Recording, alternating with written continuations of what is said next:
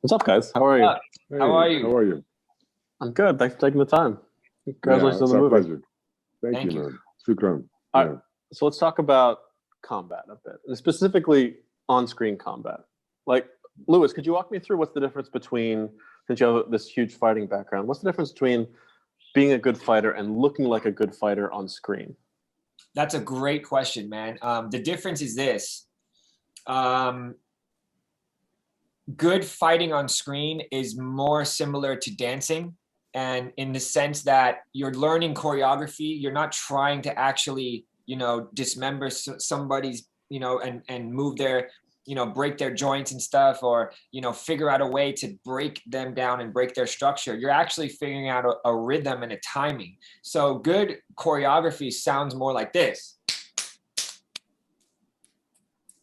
There's a rhythm to it. It's not pop pop pop pop pop pop. There's a pop pop pop pop pop pop pop pop pop pop pop pop. Like there's a drum beat to the choreography. And if you watch carefully, you watch good fighters, they actually move more like dancers. You get a lot of these guys from the real martial art world, and they come into the choreography world or for films, and they just know how to fight for real. So they have to actually learn how to throw punches, because when you throw a punch for camera, it's much wider, much bigger, because you want to get that it looks bigger and wider and more powerful. When you throw a real hook, it looks like this.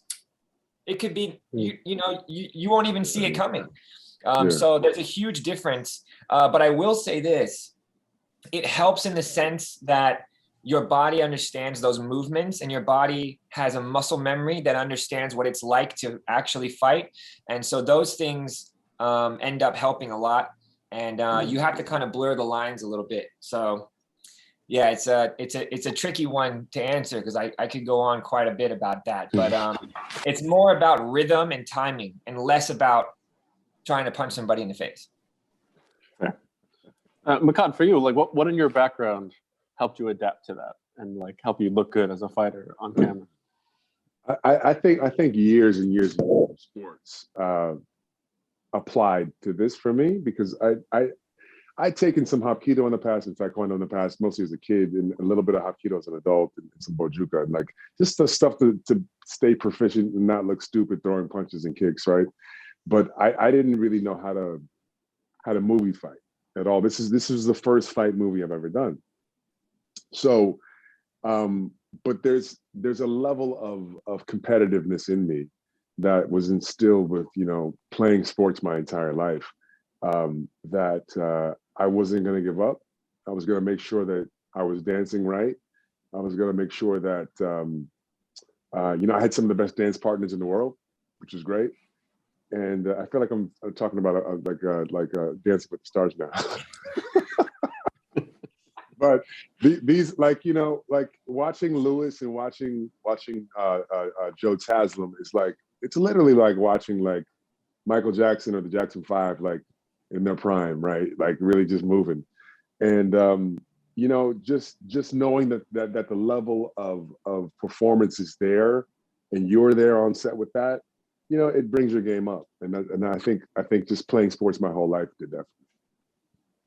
What did you guys bond over on set? Was it just like using the ridiculous amounts of catchphrases from the Mortal Kombat universe, or what was the other sorts of things you guys talked about? Lewis and I bonded over our mutual hate for each other. So Wow. that was Yeah. pretty easy. Yeah. That was an Yeah. easy one. Yeah. See you later. Nothing new there.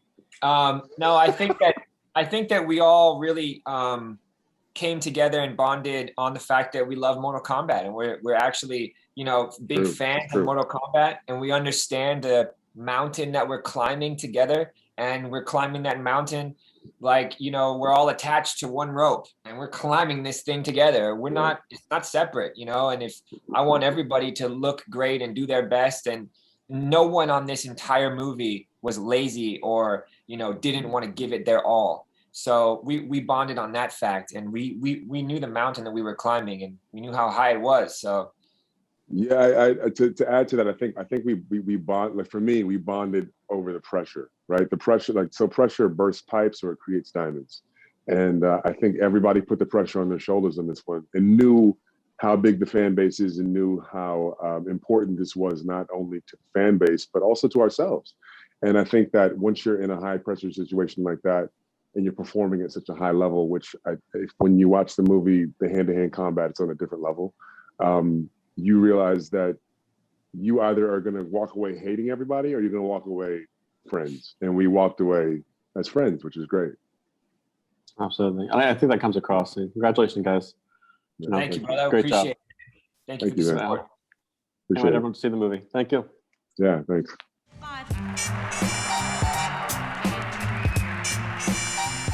So much. It's great to meet you, really, John. nice to meet you, William. I'm a huge fan. Like The Raid is, one of the best action movies ever made. I mean, you hear that every day. Thank you. But, Still. But I get the chance to tell you myself. Yeah. Thank you. Excellent. I mean, I know Mortal Kombat is something that you discovered when you were a kid in southern Sumatra, right? But like you didn't have your own copy of the game? Well, I didn't have the console. I was so poor to have a console back then. It's well, my family we were very limited financial. So for me to be able to pay school fee on time is already, luxury. So I didn't have the console, I didn't have the game, but I remember I have a lot of friends who were richer than me that they just let me play. They was like, "Hey, you want to play? Come to my place." Really? Okay. Until of course, I come every day, and then his parents probably would say, "Oh, what are you doing? Why are you here every day?" Well, that's a story. So, but it's a dream come true. And now I play the character that I used to play when I was a kid in a very limited situation.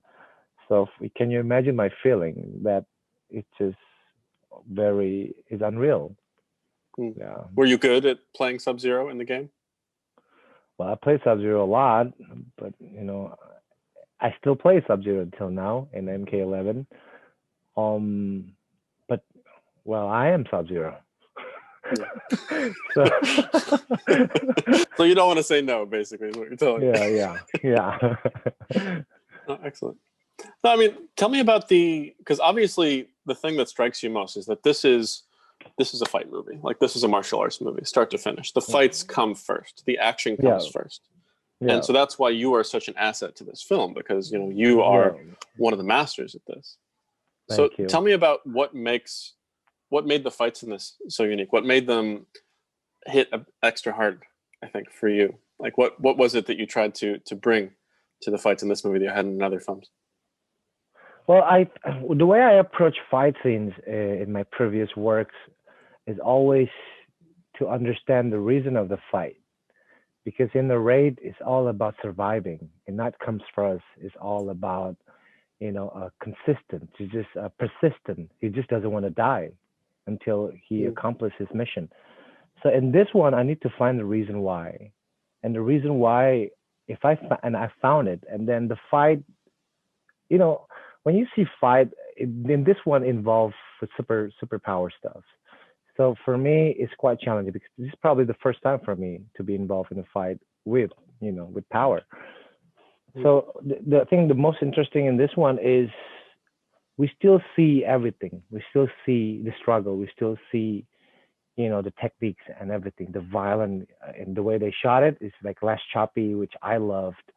You see the process. You see the process of every big moment, and then when they put the superpower part in it in the fight, it has to be there because it's perfect moment.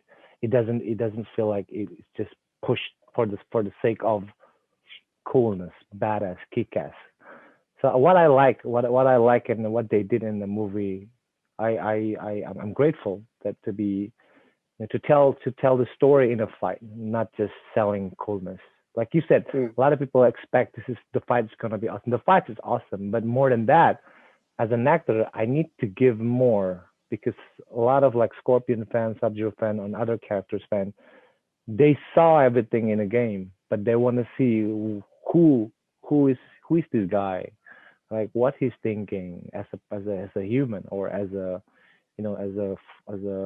organism, or from Oddworld or Edenian or human. They want to see They want to see who is this character, what he's thinking, what his problem, why he's fighting like that, and why he has no mercy. And if I can deliver that, and the fight means more, people will enjoy the fight more because they just invested in the character, in the story, not just the fight, which I think that's the most important thing. Shooting a fight scene. A lot like B movies, C movies, action movies. You watch, you see a lot of cool moments, cool fights, but people don't engage because they're focusing in the fight. And this one, especially the character I played, I had a lot of discussion with Simon, with Greg, that I need to give more, not just a fight. I need, when something happened to him, the audience needs to feel it. When he wants to fight in a violent way, the audience needs to see in his eyes like there's something wrong with this guy, and that needs to deliver in it's the soul of the fight. I think in this one, fingers crossed, the fans gonna see it that way, so they can enjoy the cool moments, the cool fight, but at the same time they feel the justice of the character that we play. I think that's all. No, absolutely. And yeah, I think they definitely will feel that way. So look forward to them seeing it, and great pleasure speaking to you.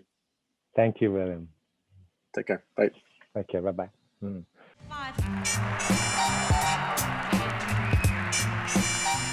Hi, Simon. How are you? William, how you doing, man? Yeah, doing well. Yeah, great. Thanks for taking the time. Congratulations on the film. Thank you. Really enjoyed it.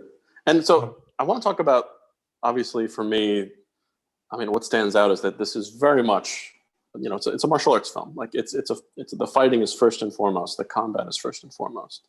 And obviously you've got on the one hand, this great, breadth of martial arts films in the past, but also you've got this great legacy of the video game itself. So how do you balance those two? Like, how do you make it feel like a great martial arts film while also staying true to the combat of the video game itself? Well,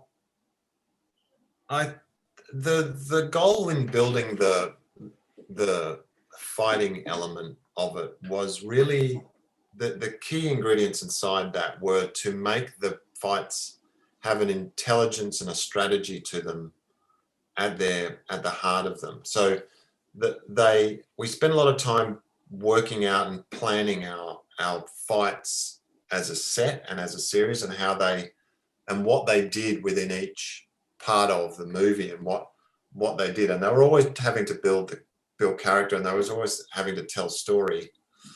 But the other thing that needed to happen within the fights themselves was, I personally creatively like a real purity to the way the camera works within scenes and with the way we block stuff, because it is about character, and it's about the story of the characters being told. So there might be, it might be physically, but there's a communication going on within it, and that story that's being told inside those has to be considered, because you don't want people to switch off as they're watching the fight, because it can get, if you just let them be about just the physicality of them, and there's no intelligence or there's no brain power going on from each of the characters, then they can get a little boring. And I find the most satisfying action or fights or scenes within films is when you see the intelligence or the mind of the characters working. So all those great little ideas that are in the fights that, like the blood blade and stuff, that's certainly in the trailer, they're all the things that we talked about putting in to make sure that they had this, and that was from the game. That was from Anthony Rinner, who's one of the stunt guys who'd been playing the game the night before, and said, I've got a great idea. So what is it? So they put it in. So, it was all about making sure all the ideas, gathering all the best ideas we could, and then my job was to make sure it tonally felt very consistent throughout. Even if the fights themselves had variety, which they needed to have, there was a consistent visual language and tonal feel across the board, and that was really what I was keeping an eye on. Yeah, and I feel like with the raid, for example, that was kind of a sea change of going back to action, of just filming the action, just not creating a chaos with the camera, but just letting the action speak for itself and letting these great martial artists speak for themselves. And obviously you have Joe here from the raid. I mean, do you feel that was a conscious thing? Like you're trying to, continue on that great tradition that the raid kind of harkened back to of the great Bruce Lee films of the past? Well, I didn't necessarily try to draw from any particular films, but what I always find the most satisfying to watch, and I think is the most powerful, is when you just see it happen. There's no kind of cutting around it and moving. And I kept saying to him, no, we're not cutting away from this. You work out how to do it in camera. I don't want to, it makes it harder, but no, this is how we're going to be here and we're going to be here and we're just going to come around here. It's got to be in one shot. So work out how to do it in one shot, or work out how, because I think you feel cheated. The audience feels cheated if you're cutting away and you're not. And I think Kyle Gardner, the stunt coordinator, and Chan Griffin, the fight choreographer, that's how they like to do it anyway. They like to do it the way that's the most satisfying to watch and create. So, that was the intent, was absolutely to make it feel like you can really digest the brilliance of Joe Taslim and the brilliance of Hiroyuki Sanada and Max Huang and these guys. So yeah, it was a conscious decision. It wasn't drawn from any particular film, but it was just I wanted a cinematic beauty and a classic quality to it that then went with this power and this sort of muscularity and this brutality of what was going on within it, but it's still a grace and elegance to the way we shoot it. It's sort of a simplicity at times. Absolutely. Well, yeah, congratulations. I think that really comes across, and I look forward to everyone in the region seeing the film. Great speaking to you. Yeah, great, mate. Really nice chatting. Take care. Thanks. Bye.